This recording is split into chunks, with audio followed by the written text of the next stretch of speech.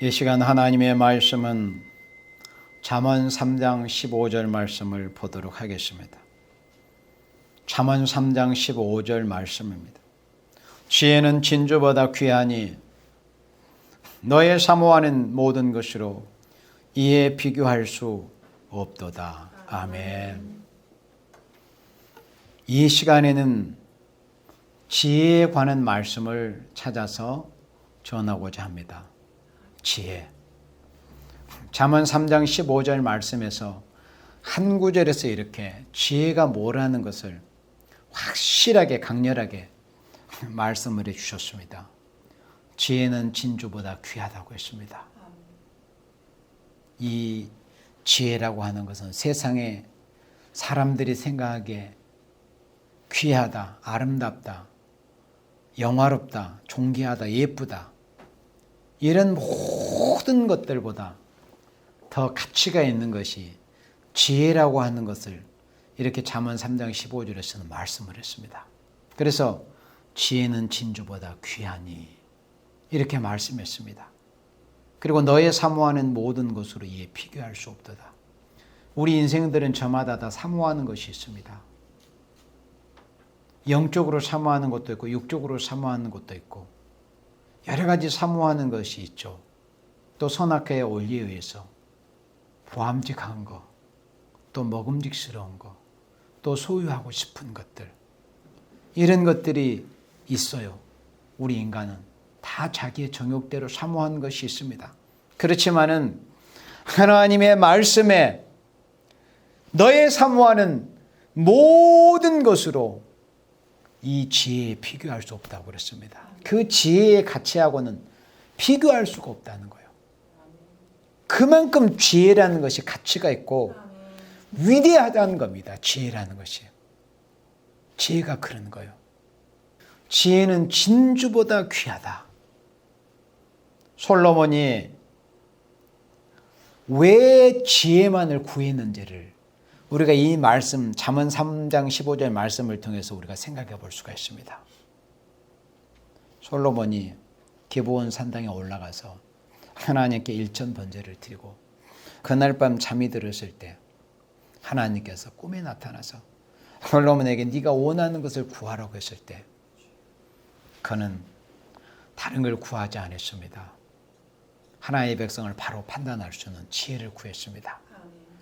그런데 사실은 거슬러 올라가 보면은 그의 아버지 다윗이 아들 솔로몬에게 그렇게 교육을 했던 것을 우리가 성경에서 근거를 찾아볼 수가 있습니다. 지혜. 그래서 솔로몬이 하나님께 다른 걸 구하지 않고 지혜를 구했어요. 그러니까 그만큼 솔로몬의 그 영은, 솔로몬의 영혼은 아버지께 교육을 바로 받은 그 솔로몬은 지혜의 가치를 알았던 사람이에요. 그러했기 때문에 솔로몬이 하나님께 다른 걸 구하지 않아요. 어떤 부나 오래 사는 수나 목숨 수나 장수하는 그 수나 또 원수를 이길 수 있는 어떤 권세나 이런 걸 구하는 게 아니고 오직 지혜를 구했습니다. 하나님의 백성을 바로 다스릴 수 있는 지혜. 그러니까 일단 통치자라고 하면은 지혜가 있어야 되는데 예나 지금이나 지혜 없는 자들이 세상의 통치자랍시고 또 교회도 마찬가지죠. 어쨌든 지도자는 지혜가 있어야 됩니다.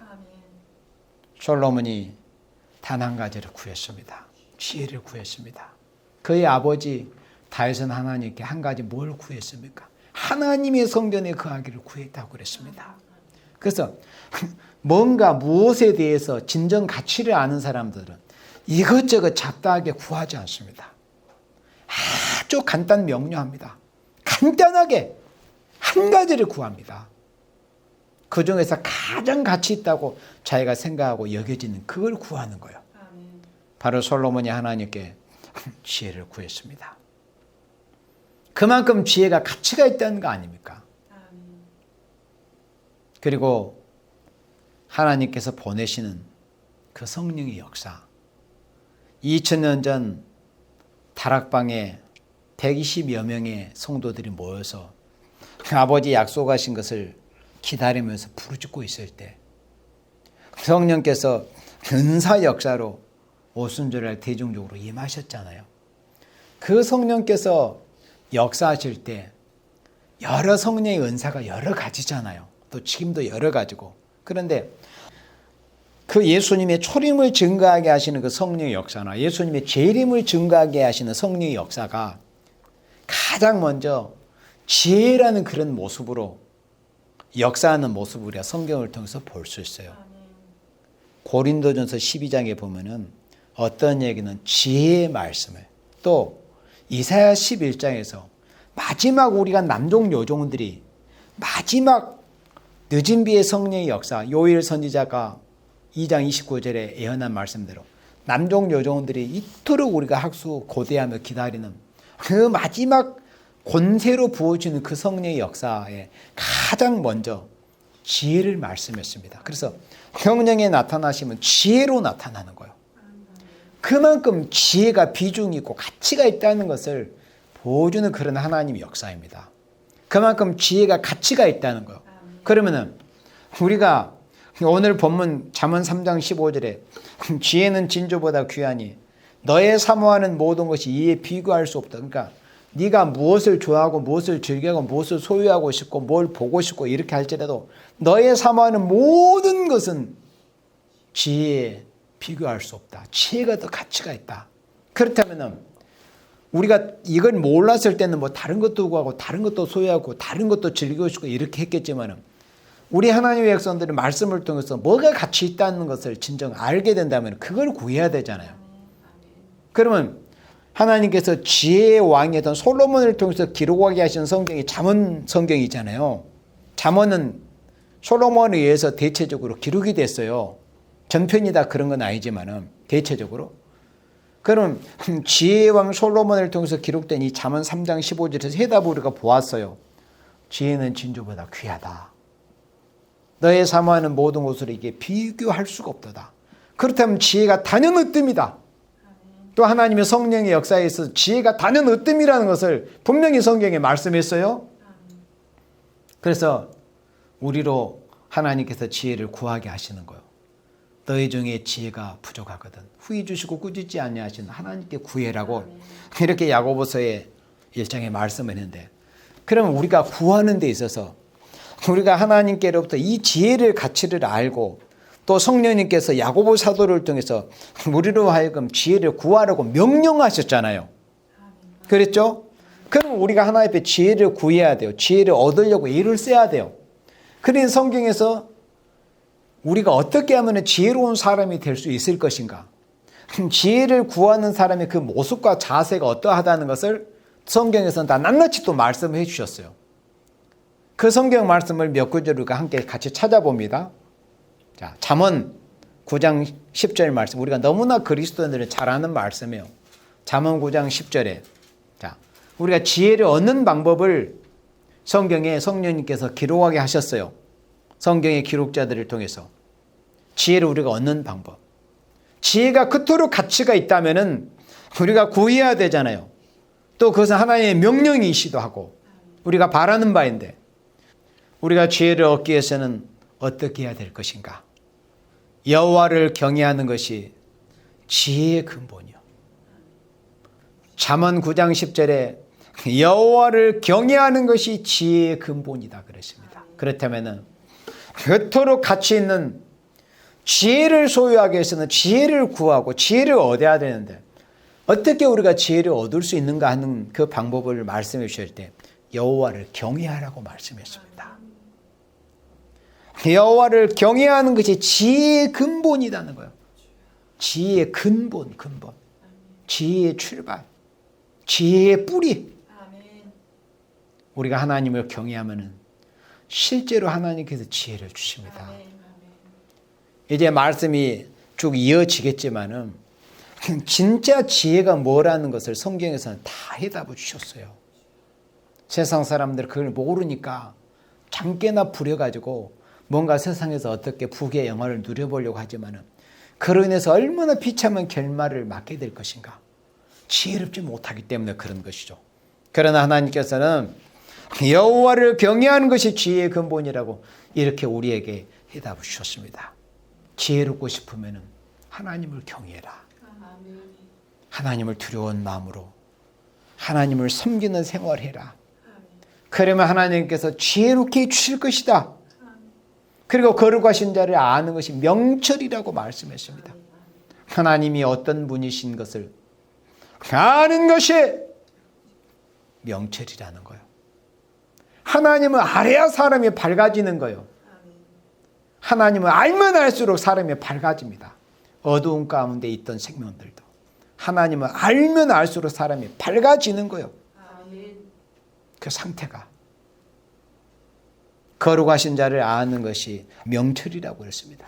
그래서 우리가 지혜를 얻기 위해서는 여호와를 경외하는 생명이 되어야 됩니다. 이건 아주 기본이에요.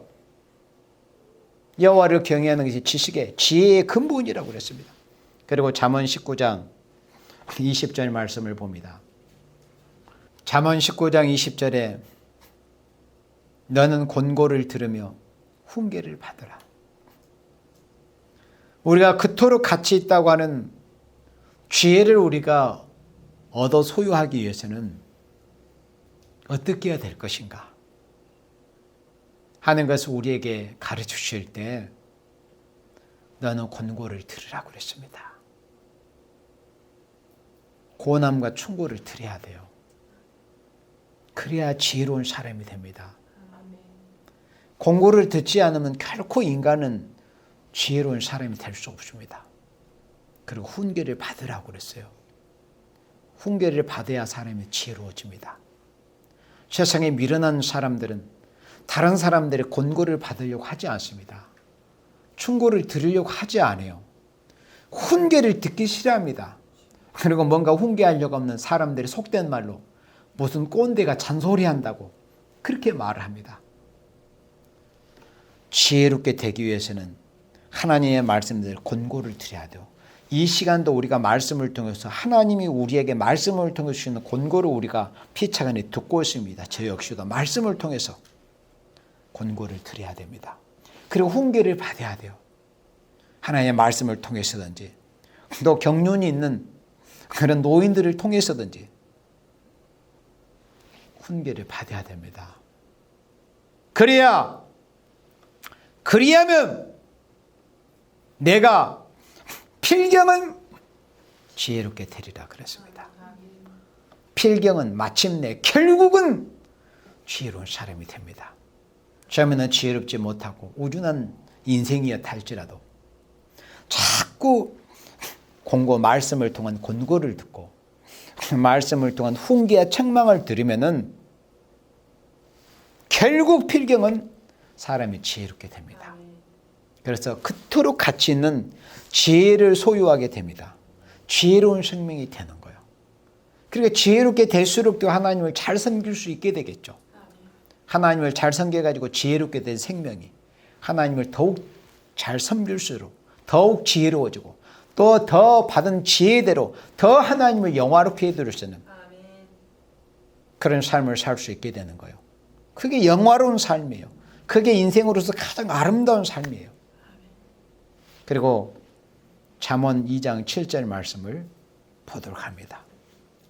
잠언 2장 7절에 어떻게 해야 우리가 하나님께로부터 지혜를 얻을 수 있을 것인가 하는 것을 잠언 2장 7절에서 말씀해 주실 때 그런 정직한 자를 위하여 완전한 지혜를 예비하시며 행실이 온전한 자에게 방패가 되시나니. 자, 이제 말씀 지혜를 얻는 방법에 있어서 세 번째 구절이에요. 이 외에도 성경을 찾아보면 여러 성경 구절이 더 있어요. 제가 몇 구절만 준비했다는 것 뿐이지. 자, 우리가 지혜롭게 되기 위해서는 하나님께 지혜를 구하기 위해서는 지혜를 얻기 위해서는 어떤 사람이 되어야 될 것인가 할 때 정직해야 된다는 거예요. 정직한 자를 위해 하나님은 완전한 지혜를 예비해 놓으셨다고 했습니다. 지혜롭게 되기를 원한다면 정직해야 됩니다. 마지막 싸움의 관건도 진실이라는 거잖아요. 진실 정지. 그러니까 진실한 자가 이긴다는 것은 그 안에 내포된 내용이 지혜로운 지혜가 다 포함이 되는 거. 지혜롭지 못한 자는 결코 진실할 수가 없습니다. 결코 지혜롭지 못하면 진실하지 못해. 진짜 그렇습니다. 지혜로운 자만이 진실할 수 있어요. 지혜롭지 못하면 머릿속에 복잡한 장깨나 생각하게 됩니다. 그러면 하나님 보실 때 진실한 자가 될 수가 없습니다. 진실이라는 그 내막에는 지혜라는 그 본질이 있다는 거예요. 지혜롭게 돼야 사람이 진실하게 됩니다. 그래서 그는 정직한 자, 그가 누구세요? 여호와 하나님께서 정직한 자를 위하여 완전한 지혜를 예비하시며 행실이 온전한 자에게 방패가 되시나니. 하나님이 방패마이가 되어 보호자가 되어주시겠다는 거. 방패가 되신다. 보호자가 되신다는 거. 행실이 온전한 자를 지켜주시겠다는 거예요. 정직한 자를 위하여 완전한 지혜를 예비하셨다고 하셨으니 우리는 하나님이 주시는 지혜, 마귀도 사람들에게 지혜를 가정해서 뭔가 주기는 합니다. 분명 그래요. 그러나 온전한 지혜는 위로부터 온다고 그랬어요. 성결한 지혜는 마귀도 사람에게 지혜를 가져서 뭔가 남이 생각하지 못한 것을 생각하게 해줍니다. 그러나 진짜 온전한 지혜, 사람을 온전케 하고 하나님 앞에 바로 섬길 수 있는, 사람이 사람답게 하나님 앞에서 바로 행할 수 있는 이 지혜는 하나님께로만 오게 돼 있어요. 성령의 역사를 통해서. 그러면 누구에게 주신다고 했어요? 정직한 자를 위하여 완전한 지혜를 예비하신다고 했어요. 그래서 우리는 정직한 자가 되기를 힘써야 됩니다. 정직한 자가 될 때 하나님께서 우리에게 완전한 지혜를 주십니다. 우리가 지혜로워야 됩니다. 정말 지혜로운 사람이 되면 이 마지막 시대는 지혜로운 사람이 돼야 모든 것을 분별히 낼 수 있지 않겠습니까? 거짓 선지가 무슨 말을 하고 있는지 분별하려면 지혜가 있어야 되죠. 지혜롭고 명철해야 됩니다. 총명이 있어야 돼요. 지혜로운 사람이 돼야 됩니다. 그 다음에 잠언 6장 6절 말씀을 보도록 합니다. 잠언 6장 6절. 지혜를 얻는 방법에 제가 네 번째로 준비한 말씀입니다. 잠언 6장 6절에 게으른 자여 계미에게로 가서 그 하는 것을 보고 뭘 얻으라? 지혜를 얻으라. 자, 이 말씀이 이제 어떻게 보면 이제 우리가 반어적으로 생각할 수 있는 말씀인데, 게으른 자여 계미에게로 가서, 여기서 부지런하라는 말씀 안 나왔지만은 게으르다고 했기 때문에 계미에게 가서 배우라는 것은 뭘 의미하는 거예요? 부지런하라는 것을 의미하는 거 아닙니까? 그렇다면은 지혜를 얻는 방법이 여기서 보여지는 거예요.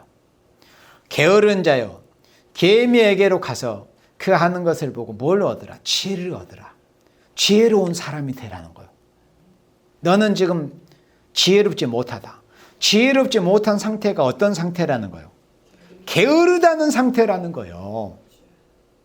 지혜롭지 못한 상태가 무슨 상태다? 게으른 상태다. 그렇다면은 지혜로운 상태는 어떤 상태다? 부지런한 상태라는 거예요. 여호와 열심히 임해서 열심으로 가치 있는 열심, 뭔가 하나님의 보시고 온전하고 영광스럽고 영화로운 바른 열매를 맺으시는 그런 열심 말이요. 그 열심은 누구에게로부터 임합니까? 여호와 하나님께로부터, 우리 예수님에게로부터 임하지 않겠습니까? 그래서 우리가 지혜를 얻기 위해서는 부지런한 사람이 되어야 됩니다. 게으르다는 상태 그 자체는 미련하다는 그 상태입니다. 지혜가 없다. 지혜롭지 못하기 때문에 사람이 게으릅니다. 그래서 게으른 자에게, 개미에게 가서 좀 배워라. 개미는 사실 우리 사람의 몸의 그 부피 체적과 비교할 때 우리 사람의 이 몸의 덩치, 우리 몸의 이 부피와 비교할 때 얼마나 적습니까? 그리고 또 키나 높이가 작습니까? 얼마나 우리 사람의 신체에 보잘것이 없잖아요. 그런데 자기네들보다 몸집이 더 큰 것을 옮기기도 하고, 우리가 생각할 때 개미집이나 이런 것을 우리가 제대로 살필 수 있다면 이게 진짜 개미가 지어놓은 거야, 이렇게 이 사람들이 탄성을 자아내잖아요. 왜 그래요? 그만큼 개미에게는 하나님께서 부지런함이라는 그런 속성을 개미에게 하나님이 심어주셨어요. 계미를 프로그래밍 하나님이 하실 때, 그래서 우리가 계미를 통해서 배울 수 있는 게 부지런함입니다. 그래서 지혜를 얻으라는 것은 그 부지런한 모습을 통해서 지혜로운 사람이 돼야 된다는 것. 곧 게으른 상태라고 하는 것은 지혜롭지 못한 미련한 상태이고, 지혜롭다고 하는 것은 부지런한 상태를 말씀하는 것이고, 부지런하다는 것을 지혜롭다는 것을 의미한다는 것을 말씀한 겁니다. 그래서 지혜를 얻는 방법을 제가 4구절을 준비해서 여러분들한테 소개를 했습니다. 첫 번째는 뭐라고 그랬어? 여호와를 경외하는 것이다. 그리고 두 번째는 공고와 훈계를 드려야 한다. 그리고 세 번째는 정직해라, 진실해라, 좀 진실한 인간이 되어라, 좀 정직해라. 그리고 네 번째는 부지런해라. 게으른 자야, 개미한테 가서 보고 좀 부지런해라. 이것이 지혜를 얻는 방법이에요. 이 외에도 여러 가지 말씀이 있을 거 아니에요. 지혜를 얻는 방법이. 이렇게 해서 우리는 가장 가치 있는, 우리 인생에 있어서 가장 가치 있는 소유물이 뭐냐면 지혜인데, 이 지혜를 얻기 위해서는 이런 방법을 우리가 동원해야 됩니다. 반면에 지혜의 어떤 반대되는 어떤 상태나 개념이 있을 거 아니에요. 악한 깨, 그렇잖아요. 악한 지혜, 악한 깨. 악한 깨를 지혜라고 표현하기는 좀 적절치 않지만 어쨌든 악한 깨, 악한 지혜, 악한 깨. 마귀들이 그 사용하는 수법, 악한 깨. 반면에 악한 깨는 버려야 돼요. 그러니까 우리가 지혜를 구하기도 하지만은 또 그와 더불어서 악한 깨는 멀리 하려고 하는, 악한 깨와 더불어서 싸우려고 하는, 대적하려고 하는 이런 모습이 보여줘야 됩니다. 자, 그럼 우리 잠언 15장 26절 말씀을 함께 보도록 합니다. 악한 깨, 우리가 하나님이 주시겠다고 약속하신, 그리고 하나님이 구하라고 하신 하나님께로부터 오는 성결한 지혜는 우리가 구해야 되겠지만은, 반면에 그 반대편에 있는 악한 깨는 우리가 버리기를 힘써야 되고, 악한 깨를 도모하는 이런 자들과는 싸우기를 힘써야 돼요. 잠언 15장 26절에 악한 깨는 여호와의 미워하시는 것이라도, 하나님이 미워하시는 것이 있어요, 없어요?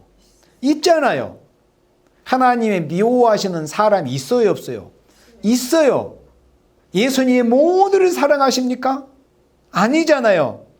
니골라당 행위는 미워하라고 하셨잖아요. 하나님께서, 예수님께서. 하나님도 분명히 사랑과 미움의 핵선을 분명하게 우리에게 핵선으로 그어주셨습니다.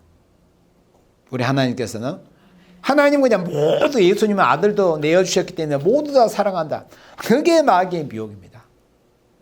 우리 예수님이 우리에게 얼마나 사랑과 미움의 획선을 정확하게 그어주셨습니까? 악한 깨는 여호와의 미워하는 것이라도 선한 말은 정결하니라. 악한 깨는 하나님이 미워하신다는 이 사실을 우리가 말씀을 듣고 분명히 오늘 다시 새겨야 됩니다. 악한 깨들이 뭔가? 자, 잠언 23장 4절 봅니다. 잠언 2, 3, 4. 잠언 23장 4절 말씀 같이 봅니다. 부자 되게 애쓰지 말고 내 사사로운 지혜를 버릴지어다. 부자 되기에 애쓰지 말라는 거예요. 그런데 요즘 이 세상에 특히 우리나라 사람들을 중심해서 세상 사람들을 보세요. 얼마나 부자 되게 애쓰고 사사로운 지혜를 동원해가지고 부자 되려고 애쓰는가. 그런 모습이 지금 우리나라에 지금 요즘 LH 사태를 해서 우리나라가 얼마나 언론을 중심으로 시끌벅적하지 않습니까? 그건 아마 빙산의 일각일 겁니다. 고위직에 고위공직자나 그런 정보를 가까이 할 수 있는 꼭 무슨 토지공사뿐만 아니라 어떤 주택공사든지 그 외에도 어떤 금융이든지 뭐든지 간에 그런 정보에 접할 수 있는 가까이 있는 그런 고위공직자나 또는 말단 공무원이든지 누구든지 간에 다 그런 욕심들을 다 품고 있을 거예요.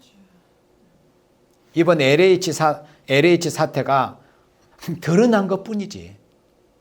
그렇다면은 문제가 어차피 하나님을 알지 못하는 이성 없는 짐승과 같은 이방인들은 어차피 그들의 바라는 바가 이 세상뿐이에요.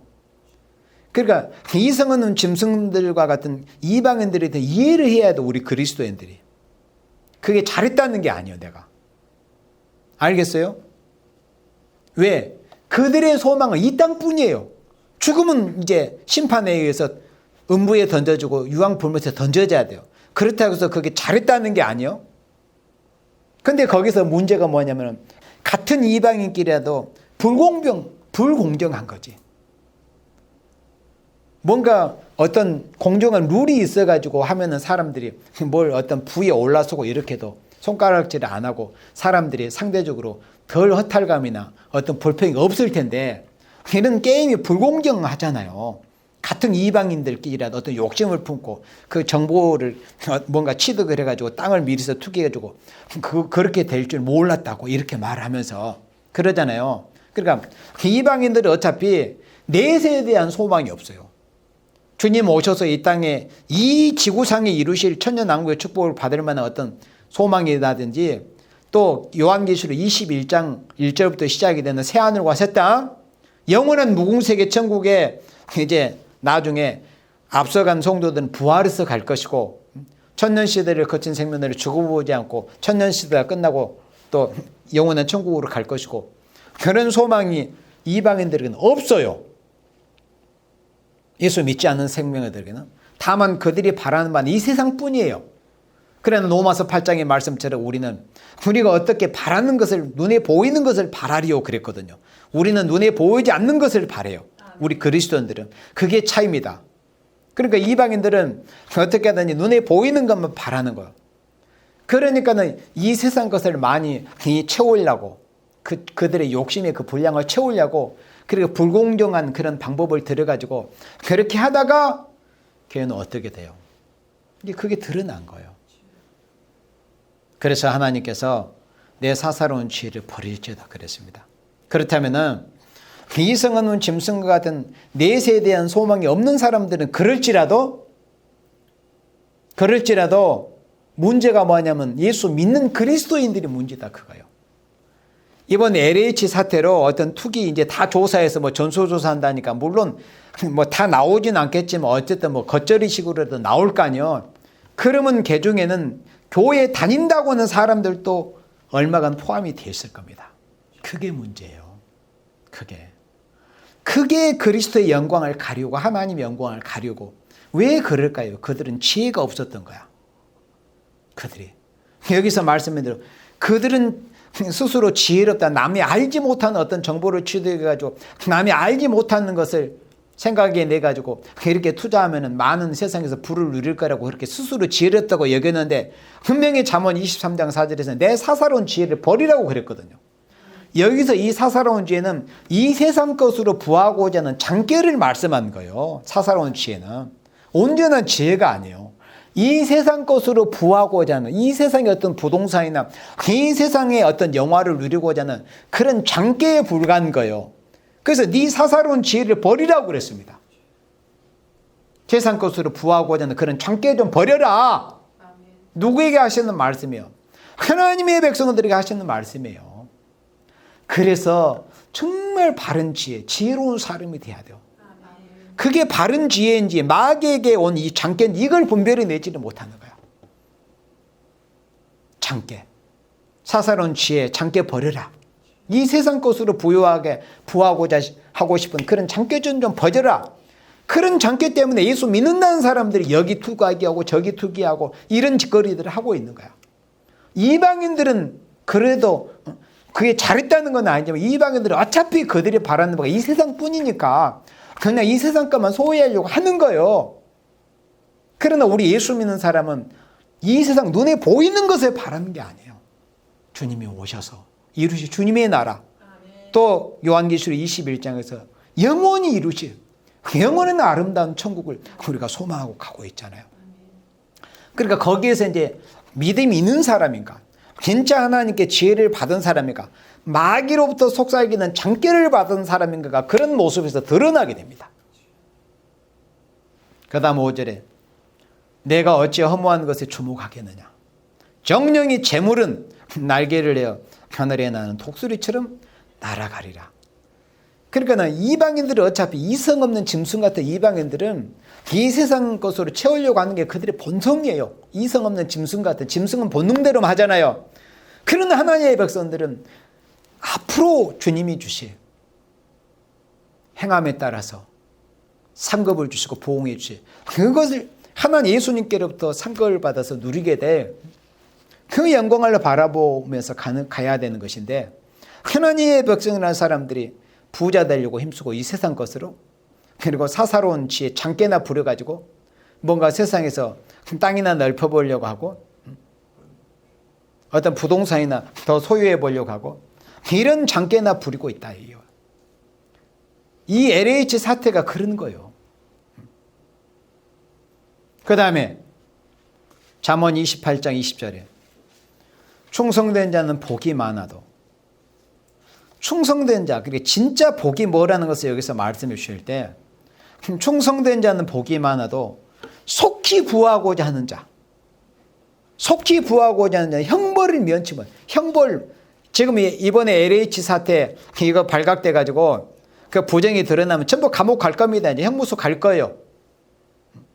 그러나 그들은 자기네들은 그럴 거예요. 세상적인 속된 표로 이거 어쩌다가 재수 없어서 걸렸다. 걸리지 않는 인간들 많은데, 물론 많은 거 우리가 알지는 못한 많을 건 우리도 다 생각하고 있어요. 그러나 다시 말하지만은 이방인들은 어찌됐거나 그들은 하나님을 두려움이 없고 넷에 대한 소망이 없으니까 그냥 그들의 짐승의 본능처럼 행할 것이지만은, 하나님의 백성들은 이 말씀에서 벗어나면은 결국 이런 형벌, 심판이 있다는 것에 대해 두려움을 느껴야 돼요. 충성된 자는 복이 많아요. 충성된 자가 그럼 누구일까? 오늘 말씀 공부해 오면서 지혜로운 사람이죠. 지혜로운 사람은 진짜 충성할 수 있습니다. 그러나 하나님께로부터 지혜를 가지고 마귀로부터 장깨나 받은 사람은 뭔가 기회나 이걸 하면 내가 또 사람들한테 뭔가 평가도 받고 칭찬을 받겠지? 그리고 이런 것은 사람들이 알아주지 않고, 특히 작은 일에는 누가 이런 걸 알아줘? 그런 거 무시해버리고, 그 지혜 없는 사람들은 그렇게 되는 거죠. 그러니까 충성하지 않습니다. 그러니까 충성된 자는 복이 있어요. 하나님은 정확한 재판장이시잖아요. 그러나 속히 부하고자 하는 자. 왜 속히 부하려고 합니까? 마귀로부터 장깨를 받아서 그러는 거. 하나님께로부터 참된 지혜를, 성령을 통해서 참된 지혜를 받으면 속히 부하고자 하지 않습니다. 당장에 속히 부자가 안 돼도 큰근히 열심히 땀 흘려서 일하려고 하고 자기가 일한 만큼 받으려고 하는 거지, 그냥 속히 어디다 무슨 주식이나 투자하고 땅이나 투자하고 부동산이나 투자해가지고 속히 부하려고 이렇게 하지 않아요. 왜? 그 결과를 알기 때문에. 우리 그리스도인들은 어떤 결과? 속히 부하고자 하고 장깨나 부리는 이런 자들은 형벌을 면치 못한다고 그랬어요. 이번 LH 사태를 통해서 우리 한국의 그리스도인들이 정신을 차려야 됩니다.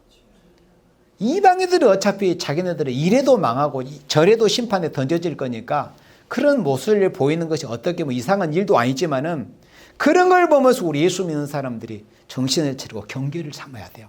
아, 큰일 나는구나. 세상 것 다 냈다가 사사로운 장깨나 부려가지고 속히 부하려고 하면 이게 큰일 나는구나. 이거는 형벌을 면치 못하는구나. 정신 바짝 차려도 그리스도인들은 형벌을 면치 못한다고 그랬어요. 이번 LH 사태를 통해서 그래도 그리스도인들만큼은 교훈을 얻어야 됩니다. 네, 교훈을 얻어야 돼요. 우리가 뭘 소망하고 있는지, 누구로부터 평가를 받기로 원하고 누구로부터 받아서 누리기로 원하고 우리가 진짜 누릴 것은 어디인가를 바로 알고 교훈을 얻어야 됩니다. 자, 그 다음에 이제 지혜로운 사람은 어떤 열매를 맺게 될 것인가, 지혜자의 열매에 대해서 우리가 말씀을 또 살펴보겠습니다. 잠언 12장 8절 말씀을 함께 봅니다. 잠언 12장 8절에 사람은 그 지혜대로 칭찬을 받으려니와. 아멘. 사람은 그 지혜대로 칭찬을 받아요. 자기가 실컷 무슨 일을 했는데 사람들한테 왜 너는 그렇게 미련스럽겠니? 이렇게 평가받을 수 있잖아요. 그러나 사람은 그 지혜대로 칭찬을 받습니다. 그 지혜는 하나님께로부터 온 지혜입니다. 마귀가 속삭여주는 그런 장깨가 아니에요. 사람은 그 지혜대로 칭찬을 받습니다. 하나님께로부터 온 그 지혜대로 행하면 사람들의 당장의 어떤 좋은 평가를 못 얻을 수도 있어요. 그러나 우리가 아까 말씀을 살펴봤잖아요. 필경은 지혜롭게 된다고 그랬잖아요. 공고를 듣고 훈계를 들으면 필경은 지혜롭게 되고, 우리가 하나님께로부터 바른 지혜대로 행하면 필경은 사람들한테 칭찬을 받게 되고, 그 영화로운 결과를, 그 영화로운 그 결실을 맺게 됩니다. 그러나 마음이 패리한 자는 멸시를 받으리라. 마음이 패리한다. 패리해야 한다는 뜻은 아주 비틀어진 꾸불꾸불 뱀처럼 아주 꾸불꾸불한 그런 상태를 패리라고 그러는 거예요. 마음이 삐뚤어진 자. 그래서 사람들이 보는 마음이 늘 삐뚤어지게 그렇게 마음가짐을 하고 사는 사람들이 있잖아요. 뭐든 그냥 비틀어지기만 생각하고, 세상도 비틀어지게 보고, 사람도 비틀어지게, 생각도 비틀어지게 하고, 이런 패리한 자들. 왜? 지혜롭지 못하면, 지혜를 받지 못하면 그렇게 마음이 패리한 상태가 되는 거예요. 마음이 패리한 자는 멸시를 받습니다. 제발 뱀처럼 마음이 비틀어져서는 안 되는 거예요. 그래서 하나님 앞에 지혜를 받아야 돼요. 지혜 얻기를 힘쓰고. 지혜로운 사람은 사람 앞에 칭찬을 받는다고 그랬어요. 이게 지혜자의 열매입니다. 사람은 그 지혜대로 칭찬을 받습니다. 지혜로운 사람은 결국 사람들한테 칭찬을 받게 됩니다. 그 다음에 우리 잠언 9장 8절 말씀을 봅니다. 우리가 지혜로운 사람은 어떤 열매를 맺게 될 것인가? 거만한 자를 책망하지 말라. 진짜 거만한 자를 책망하면 안 됩니다. 오직에 있었으면 하나님께서 미련한 자를 만나니 새끼 빼앗긴 앙콩을 만난 것이 낫다고 하겠습니까? 이 거만한 자, 미련한 자는 절대 지혜로운 충고나 책망을 받으려고 들으려고 하지 않습니다. 실제로 그렇습니다. 거만한 자를 책망하지 말라. 그가 너를 미워할까 두려우니라. 미련한 자를 책망하면 오히려 칭찬을 받는 게 아니라, 저를 책망해 주셔서 감사합니다 이렇게 하는 게 아니라 오히려 미워한다는 거예요. 그러니까 거만한 자를 책망하지 말고 미련한 자들을 책망하지 말라는 거예요. 다만 어떻게 해야 되느냐? 지혜 있는 자를 책망하라는 겁니다. 그러면 그 결과가 어떻게 됩니까? 그가 너를 사랑하리라. 우리가 하나님께 지혜로운 사람이 되어 지혜를 받아서 책망도 지혜 있는 자를 책망하라고 그랬어요. 지혜 있는 자를 책망, 그가 너를 사랑하리라. 사랑을 받게 됩니다. 우리가 지혜롭게 행하면 사람들한테 칭찬받는다고 그랬죠? 그리고 사람에게 사랑을 받습니다. 그것도 지혜로운 자를 책망해야 돼요. 미련한 자는 책망도 하지 말라고 그랬어요. 잠언 17장 12절 말씀에 차라리 미련한 자를 책망하느니 새끼 빼앗긴 앙꼼을 만날지언정 미련한 일을 행하는 자를, 미련한 자를 만나지 말지니라. 말 것이니라 이렇게 말씀했습니다. 그 다음에 잠언 25장 12절 말씀입니다. 슬기로운 자의 책망은 이제 책망함으로 인해서 그 결과를 보는 거예요. 청종하는 귀에 금고리와 정금 장식이니라 그랬습니다.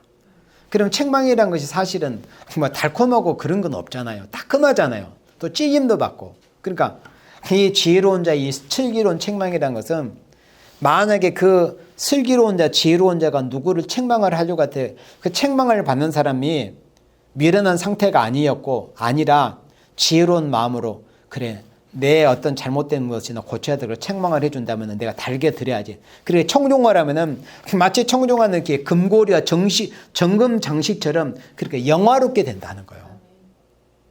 지혜로운 자의 책망은 따끔할지라도 귀하고 사람을 존귀하게 만듭니다.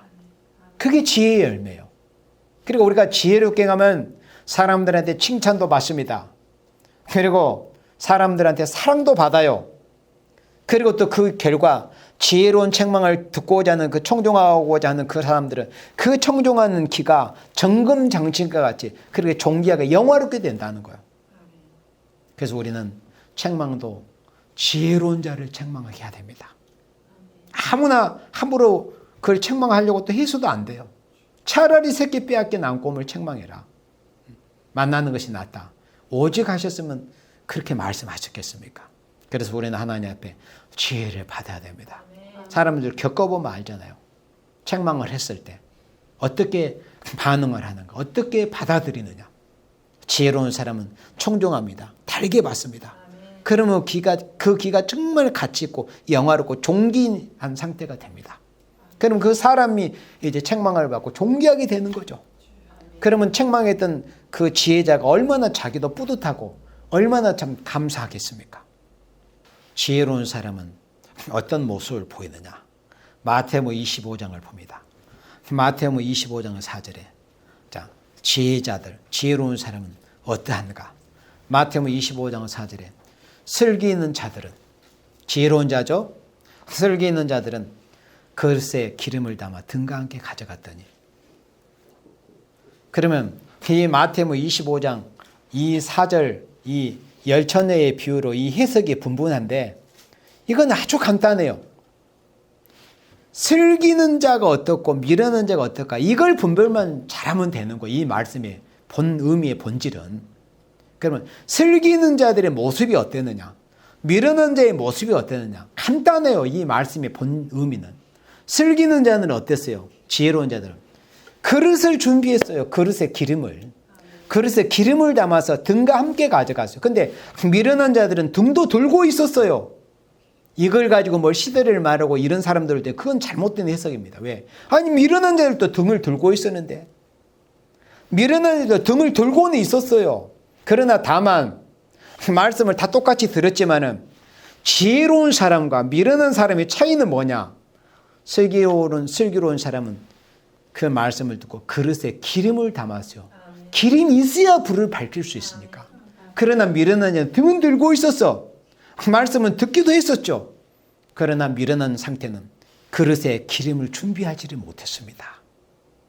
이게 뭐예요? 그래, 이 성경에서 이 기름은 성령의 역사를 말씀한 건데, 성령의 역사를 밝히는 여기서 말씀하는 이 상징하는 말씀은 바로 기도의 분량을 말씀을 하는 거예요. 그러니까 지혜로운 자, 슬기 있는 자는 기도의 분량을 채우는 사람이라는 겁니다. 그릇에 기름을 담은 사람이 지혜로운 사람이에요. 슬기로운 사람이에요. 하나님께 지혜를 받은 사람은 그릇에 기름을 채우고자 하는 사람이에요. 하나님께 지혜를 받은 사람은. 그러나 하나님께 지혜를 받지 못한 미르는 상태, 그 심령 영적 상태가 미르는 상태에 있는 사람들은 그릇에 기름을 채우려고 애쓰는 모습이 없습니다. 그러니까 기도하려고 하질 않는다는 거예요. 그러니까 쉽게 말해서 지혜로운 사람은 기도에 힘을 쓰려고 해요. 그릇에 기름을 담으려고 해요.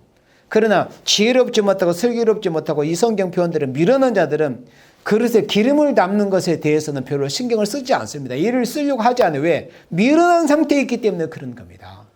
그게 지혜로운 사람과 미련한 사람의 차이입니다.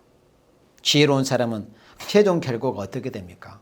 다니엘 12장 3절의 말씀처럼 지혜 있는 자는 궁창의 빛과 같이 빛날 것이요. 궁창의 빛과 같이 영원토록 밝게 빛난다는 거죠. 그리고 많은 사람을 옳은 대로 돌아오게 한 자는 별과 같이 영원토록 비치리라. 영원히 빛난다는 거예요. 이게 지혜로운 사람의 그 최종 결과입니다. 그래서 우리는 지혜로운 사람이 되어야 됩니다. 지혜로운 사람이 돼서 이렇게 영화로운 결실을 맺기 위해서는 우리가 어떻게 해야 되겠어요? 지혜를 구해야 된다겠어요. 너희 중에 지혜가 없거든 후히 주시고 꾸짖지 아니하시는 하나님께 구하라. 그 구하는 모습이 어떻다고 했어요? 우리가 기도도 해야 되고 여호와를 경외하는 생활을 해야 돼요. 공과 훈계를 드려야 돼요. 정직한 생활을 해야 된다는 거예요. 그리고 부지런해야 된다는 거예요. 그럴 때 하나님께로부터 지혜가 임합니다. 성령의 역사를 통해서. 그래서 지혜로운 사람은 누구를 책망해야 될 것을 바로 알게 됩니다. 그리고 지혜로운 사람은 등만 들고 있어야 될 것인가, 아니면 뭘 어떻게 해야 될 것인가를 생각할 수가 있습니다. 그렇게 해서 영원히 영화롭게 빛나는 그런 열매를 맺게 되는 것이 지혜로운 사람이라는 것입니다. 이제 예수님 재림이 가까운 일한 때 우리는 누구보다 더 성령의 역사, 늦은 비의 성령의 역사, 지혜와 총명의 신, 7명의 완전 역사를 부어주실 그 성령의 역사를 기다리면서 우리가 자나깨나 지혜로운 사람이 되기를 힘쓰고 지혜를 하나님께 구해서 이 마지막 시대에 정말로 7명의 역사에 우리가 쓰임을 받아서 영원토록 별같이 빛나는 지혜로운 생명들이 되기를 주님의 이름으로 축복하며 축원합니다. 아멘.